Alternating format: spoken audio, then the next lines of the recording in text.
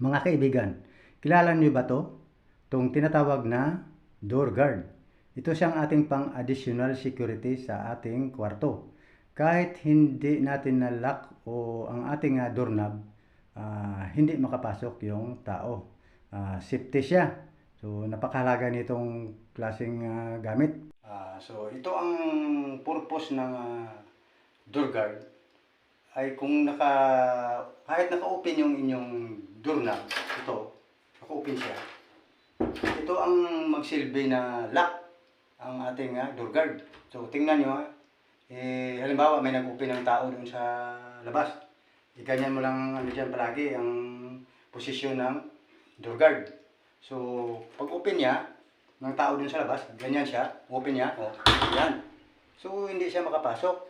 Pwede mo kausapin yung tao dito na nandyan sa labas. So, kung anong kailangan niya.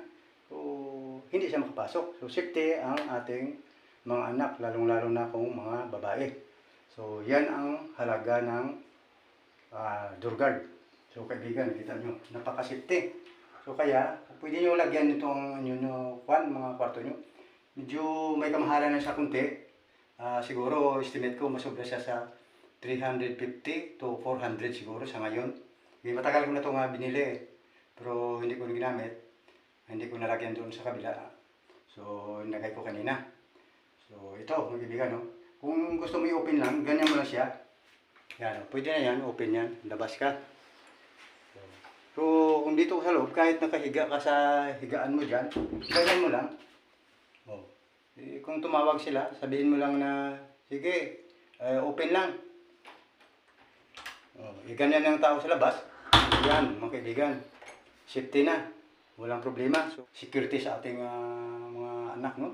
Yung ating mga kwarto, lalo-lalo na kung tutulog tayo kung gabi. Makalimutan natin yung doorknob lock. Ito.